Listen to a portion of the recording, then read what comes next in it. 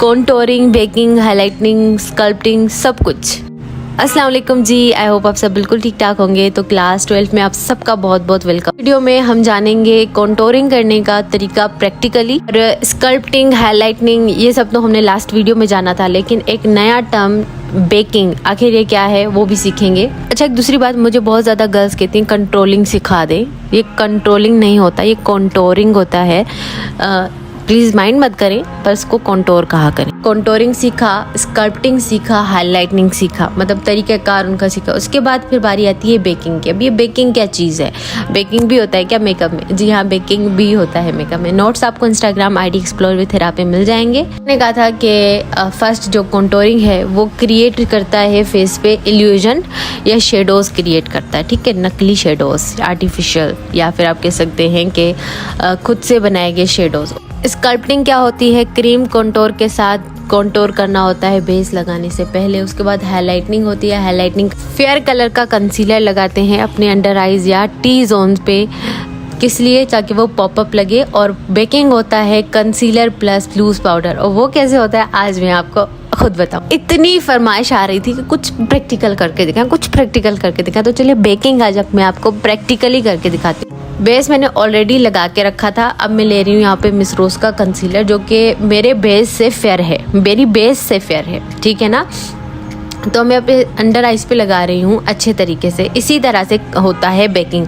आपने लगाया concealer, base लगाने के बाद आपने अपने आइज के ऊपर लगाया कंसीलर, ठीक है। वो कोई सा भी कंसीलर हो सकता है, लेकिन फेयर होना चाहिए, क्योंकि हम हाईलाइटनिंग के लिए यूज़ कर रहे हैं। जो आंखों के नीचे लाइंस आ जाती हैं ना, ये उस चीज़ को ख़त्म करने का एक सोल्यूशन भी है। उसके बाद आपको चाहिए कोई सा भी लूज़ पाउडर, आपके फेस से फेयर लूज़ पाउडर होना चाहिए, फेस से फेयर, ठीक है। आपने लूज़ पाउडर भर भर के स्पंज पे लिया, भर भर के, ठीक है। ज़्यादा आ गया है तो उसको डस्ट आउट कर दो, एंड देन उसको अपने अंडर आइज पे इस तरह से लगाओ। अच्छा, मेरे मास्क पे पाउडर गिर रहा था, ये कोई वो मत करना, आप लोग हंसना मत, मैं करके दिखा रही हूँ, मुझे अप्रिशिएट करना प्लीज़, ठीक है। भर भर के लगाओ अपने अंडर आइज के नीचे। इससे क्या होगा? ये होगी बेकिंग। इसको आपने छोड़ देना है, ठीक है। इसको छोड़ देना है, अपना आईज मेकअप कर लो, कॉन्टोर कर लो, सब कुछ जो भी करना है वो कर लो। इसको छोड़ दो, इसको सेट होने के लिए छोड़ दो। ये खुद ब खुद सेट हो जाएगा। जितना पाउडर इसने एब्जॉर्ब करना होगा करेगा। कंसीलर को ब्लेंड नहीं करना, बिल्कुल। कंसीलर को जस्ट यहाँ पर बस लगाना है, लगा के हल्का सा टैप करना चाहो तो कर लो, एंड देन उसके ऊपर इस तरह से लूज पाउडर लगा दो। This is called baking. Fair colour का फाउंडेशन भी यूज कर सकते हो कंसीलर। सब कुछ डन हो जाए तो पाउडर जो एक्स्ट्रा लगा होगा उसको झाड़ दो किसी भी फ्लफी ब्रश के साथ अपने अंडर आइज के नीचे से। या पूरे फेस पे भी बेकिंग कर सकते हो। ये गर्मियों के लिए बहुत अच्छा होता है, सर्दियों में इसकी ज्यादा जरूरत नहीं होती, और ब्राइड्स वगैरह पे ज़रूर किया जाता है, या फिर जिनको बहुत डार्क सर्कल का इशू होता है ना, उनके लिए बहुत ज़्यादा बेस्ट। आप बनाना पाउडर भी यूज़ कर सकते हो। कॉम्पैक्ट पाउडर यूज़ मत करना, उसमें बहुत कवरेज होता है तो वो केकी हो जाएगा, तो कोई भी लूज पाउडर यूज़ कर। दूसरी बात, अगर आपको लगता है हमारे अंडर आइज पे लाइंस आ जाती हैं, तो आपने कोई सा भी स्पंज लेना है और ऊपर देखना है, ठीक है, ऊपर देखना है, खाली स्पंज ड्राई अपने अंडर आइज के नीचे इस तरह से टैपिंग वाले मोशन में टैप टैप करना है। इससे क्या होगा, आपके जो लाइंस आ जाती हैं ना यहाँ पे मेकअप में, तो वो खत्म हो जाएंगी। ये मेरा एक सीक्रेट टिप है। मेरा इरादा बिल्कुल भी नहीं था इस तरह से वीडियो बनाने का, बस अचानक से मेरा ध्यान गया कि क्यों ना थोड़ा सा करके दिखाया जाए ताकि आपको अच्छे से समझ आ जाए। आपने लेना है कॉन्टोर पाउडर। मैं आपको कॉन्टोरिंग का एक तरीका बताती हूँ कि आपने किस तरह से कॉन्टोर करना है। आपने अपने कान के स्टार्ट से, भले कोई सा भी फेस शेप हो, ठीक है, कान के स्टार्ट से आपने शुरू करना है। जहाँ पे कान आपका शुरू होता है वहाँ से एक लाइन बनानी है, ठीक है। और उसके बाद अपने आँख की एंडिंग पर, कहाँ मैं जो इशारा कर रही हूँ ना, आंख की एंडिंग तक आपने एक लाइन बनानी है और उसको बैकवर्ड ब्लेंड करना है, ठीक है। किस तरह से? पीछे की तरफ आपने इसको ब्लेंड करना है। अब आपने वही ब्रश लेना है जिससे आपने लगाया था कॉन्टोर, आपने उसको थोड़ा सा साफ कर लेना है, एंड देन इसको ब्लेंड करना है, ठीक है। ये बहुत ही खूबसूरती से आपका ब्लेंड हो जाएगा। और दूसरी बात, ओवर नहीं लगेगा। आपने बिल्कुल लाइट कलर्स यूज़ करने हैं, ओवर डार्क कलर्स यूज़ नहीं करने। डिपेंड करता है स्किन टाइप पे कि स्किन टाइप या स्किन टोन कैसी है। डार्क स्किन टोन है तो कॉन्टोर भी डार्क होगा। उसके बाद बहुत सारी गर्ल्स कहती है जॉ लाइन पे किस तरह से करना है, तो जॉ लाइन पे इस तरह से करना है कॉन्टोर, ठीक है। तो अपना ब्रश लो, उसके ऊपर पाउडर लगाओ, एंड इस तरह से जॉ लाइन पे कर लो। अगर आपका यहाँ पे बहुत ज्यादा गोश्त है, जैसे राउंड फेस शेप वाले हो, उनका यहाँ पे भी लगे। दूसरा एक सवाल था, डबल चिन है मेरी मिसाल के तौर पे, तो डबल चिन को किस तरह से करेंगे? तो डबल चिन को सिंपली जहाँ पे डबल चिन आपकी है, जारी सी बात है, वहाँ पे आपने पाउडर लिया, ठीक है।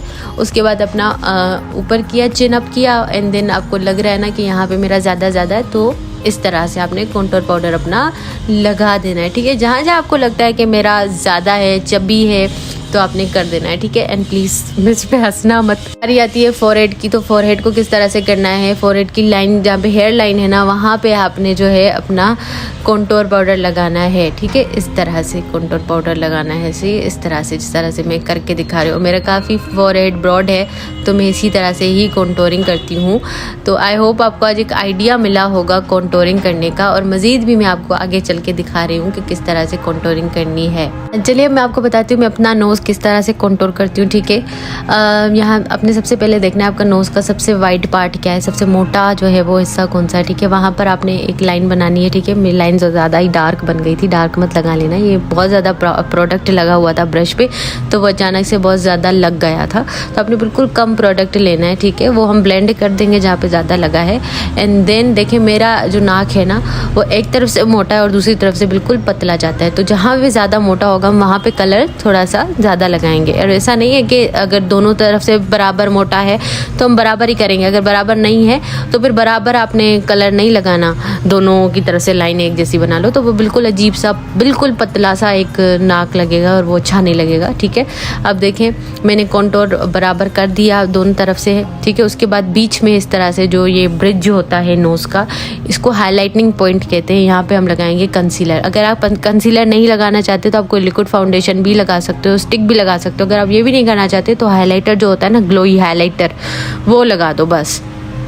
फिर ये सिंपल सा तरीका है। मज़ीद जो लगता है एक्स्ट्रा लग गया उसको ब्लेंड कर दो, आपका कंटूरिंग जो है वो डन हो गया। मैं अपना इसी तरह से करती हूँ, ठीक है। मुझे ज़्यादा पतला दिखाना होता है तो मैं मज़ीद पतला दिखा देती हूँ, लेकिन ज़्यादातर मैं ऐसे ही करती हूँ। वो कंटूरिंग के लिए नोज शेप्स हैं, आपके लिए गाइड है, आप इसका स्क्रीनशॉट अपने पास रख लें। अब आपको जहाँ से जहाँ जो चीज़ मोटी लगती है वहाँ पर उस चीज़ को कट करना है। कभी भी ऐसा नहीं करना कि पूरे नाक को एक तरह से आपने कंटूर करना। कि एक डायमंड फेस शेप है, मैं आपको इसकी कंटूरिंग करके दिखाती हूँ। ये डायमंड फेस शेप जैसे मैंने आपको समझाया था कि डिसेंडिंग ऑर्डर में बड़ा होता है, यानी फोरहेड से बड़ा होके नीचे चिन तक बिल्कुल छोटा हो जाता है। तो मुझे सबसे ज़्यादा जो वाइड पार्ट लग रहा है ना, अपने क्लाइंट का सबसे वाइड पार्ट देखना है फेस का, उनके शेप्स पे नहीं जाना कि उनका शेप क्या है, वो हार्ट है, वो क्या है, ये चीज़ें नहीं देखनी होती क्लाइंट से। क्लाइंट की सबसे ज़्यादा ये चीज़ देखनी होती है कि उनका फीचर कौन सा बड़ा है। तो इनका जो फीचर मुझे लगा है सबसे बड़ा, वो लगा है इनका फोरहेड। तो मैं इनके फोरहेड पे कर रही हूँ, ठीक है। कंटूर फोरहेड पे किस तरह से करना है, ब्रश लेना है। अब ये क्योंकि एक पिक्चर है तो एक कागज़ बना हुआ है तो उसको उसकी ही अकॉर्डिंग चलाएंगे। तो मैं एक ब्रश के साथ कर रही हूँ। आप अगर नोज़ कंटूरिंग करेंगे रियल लाइफ में तो फ्लैट कंटूरिंग ब्रश लेंगे, ठीक है। मैंने भी वहाँ पे अपने नोज़ के वक्त नहीं लिया, आप फ्लैट लोगे तो ज़्यादा बेस्ट रहेगा। उसके बाद मुझे इनके थोड़े चीक बोन्स हाई लग रहे थे तो मैं इनको थोड़ा सा सेटल करूँगी, सही है। इस तरह से बस चीक बोन में हल्का सा कलर दूँगी, ज़्यादा नहीं, हल्का सा कलर। मैं अगेन बोलूँगी कि कभी भी ओवर डार्क नहीं लेना। डार्क तब लेना है जब आपको लगे कि क्लाइंट का स्किन डार्क है, सही है। अगर क्लाइंट बहुत फेयर है तो बहुत डार्क लेने की ज़रूरत नहीं। उसके बाद जॉ लाइन पे आप इस तरह से लगा सकते हो कलर, ठीक है। मैंने इनके जस्ट फोरहेड पे किया और दूसरा जॉ लाइन पे मैं जस्ट आपको करके दिखा रही हूँ। जॉ लाइन क्योंकि आपको पता है ये एक कागज़ है तो आगे पीछे इसका कलर हो गया है, लेकिन एक तरीका आप समझ गए होंगे कि किस तरह से करना है। देन आपने कंटूर लगाने के बाद ब्लेंड भी करना है, ऐसे नहीं कि आप कंटूर को ब्लेंड ही ना करें। Blending is the key. अभी मैं आगे चल के आपको क्लिप भी दिखाती हूँ कि जॉ लाइन को किस तरह से करना है कंटूर। बिल्कुल इस तरह से कंटूर करना होता है जॉ लाइन को, ठीक है। इसको जॉ लाइन कहते हैं। आपको यहाँ पे ज़्यादा है प्रॉब्लम तो आप इस तरह से कंटूर करोगे, आगे आपको समझ। अब ये देखें कि ये एक लंबा फेस है, इसकी वाइड जो है वो इसके लेंथ से कम है। तो एक लंबा फेस आपके पास आ गया, आप उसको कैसे कंटूर करोगे? क्या उसके चीक बोन्स को लगाना शुरू कर दोगे? जो हमारे यहाँ रिवायत है सिर्फ गाल के पास से ही लाइनें खींचते हैं, क्या वो करोगे? नहीं, कभी भी नहीं। एक लंबा चेहरा आ रहा है और वो बिल्कुल चिपटा हुआ है, बिल्कुल पतला सा और लंबा है, तो उसकी लंबाई को हम काटेंगे, ठीक है। उसके फोरहेड को हम सबसे पहले करेंगे कंटूर तब करेंगे अगर उसके फोरहेड पे ज़रूरत होगी। जैसे इनका फोरहेड वाइड लग रहा था और उसके बाद इनका जो चिन वाला एरिया ये काफ़ी वाइड है, तो इनके चिन पे हम करेंगे कंटूर ताकि इनकी लंबाई बैलेंस हो जाए और ये ओवल फेस की तरह दिखे। ओब्लॉन्ग जो होता है बेसिकली वो ओवल की तरह ही होता है, बस लंबाई उसकी ज़्यादा होती है। तो उसके बाद हम जो है कंटूर को ब्लेंड करेंगे। ये एक कागज़ है, मेक श्योर कीजिएगा कि ये एक कागज़ है, तभी उस पर इस तरह का लुक आ रहा है। लेकिन रियल फेस पे जब आप करते हो तो हर चीज़ जो है वो ऑक्सीडाइज होती है और वो कलर थोड़ी देर के बाद फेड हो जाता है। एक दूसरी बात मुझे बहुत दुख है कि सब मेरे पास मैसेजेस करते हैं इंस्टाग्राम पे कि हमें सर्टिफिकेट